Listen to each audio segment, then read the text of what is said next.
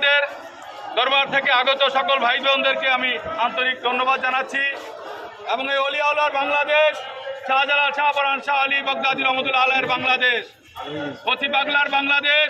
এই বাংলাদেশে পথি পাগলার মাজারে আঘাত করেছে, আমাদের রক্তক্ষরণ হয়েছে এবং আমরা সকলে ঐক্যবদ্ধ হয়েছি এই পথি পাগলার মাজার সহ যত মাজার ভাঙ্গা হয়েছে সকল মাজারকে পুনর্নির্মাণ করে দেওয়ার জন্য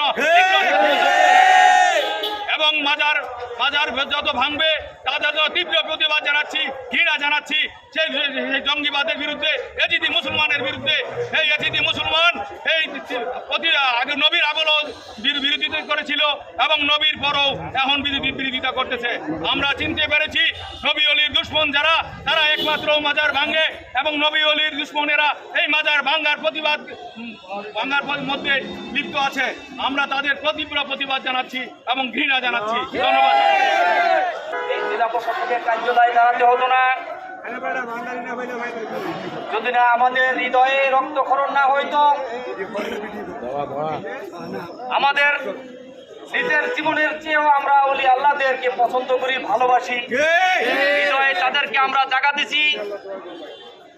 আমরা দেখতে পারতেছি বর্তমানে সরকারের পথ পরিবর্তনের পরপরই বাংলাদেশের বিভিন্ন আনাচে কানাচে সেই 5 আগস্ট থেকে আজ পর্যন্ত প্রায় 70 থেকে 80টি মাজার সমূলে ভাঙচুর করা হয়েছে।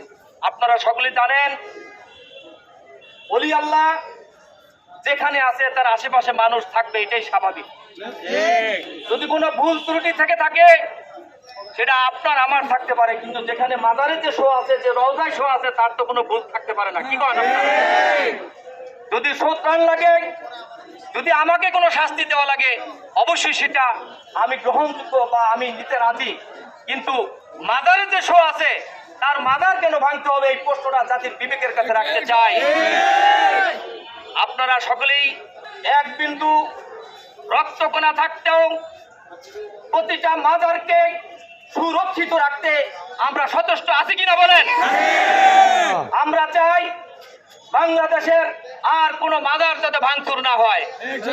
আমরা চাই বর্তমান সরকার প্রধানের কাছে নিশ্চিতভাবে আপনি আমাদেরকে আশাহত না করে আশাবাদী হিসাবে আমাদেরকে আপনি বলেন যে না, আর কোনো মাজারে কোনো ধরনের মৌলবাদী আঘাত আনবে না। আমরা আশ্বস্ত হতে চাই যে বাংলাদেশ ওলি আল্লাহদের দেশ, বাংলাদেশ 360 আউলিয়ার দেশ। এই দেশে কোনো মৌলবাদীর স্থান হইতে পারে না।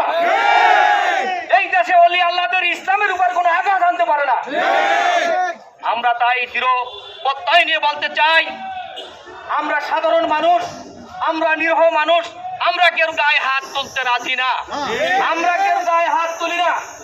যদি আমাদের সাধারণ মানুষকে আপনি হাত তোলার মতো জায়গায় নিয়ে যান, তাই এতটুকু বলতে পারি, রক্ত দেওয়ার জন্য আমরা সকলেই প্রস্তুত আছি। রক্তর বন্যা বসে যাবে, তারপরে ওলি আল্লাহদের কোনো মাজারকে আমরা ভাঙতে দেব না ইনশাআল্লাহ। তাই অতি বিলম্বে বাংলাদেশের প্রতিটা মাজারকে পুলিশ প্রহরায় রেখে, আর ওলি আল্লাহদের যে সমস্ত মাজারকে ভাঙা হয়েছে ওই সমস্ত মাজারকে আগের চেয়ে পুনরায় সুন্দর মতো করে আপনি স্থাপনা করে দেবেন। এটাই আমরা আজকের এই সভা, এই প্রতিবাদ, এই মানববন্ধন থেকে আমরা এটা আশা করি।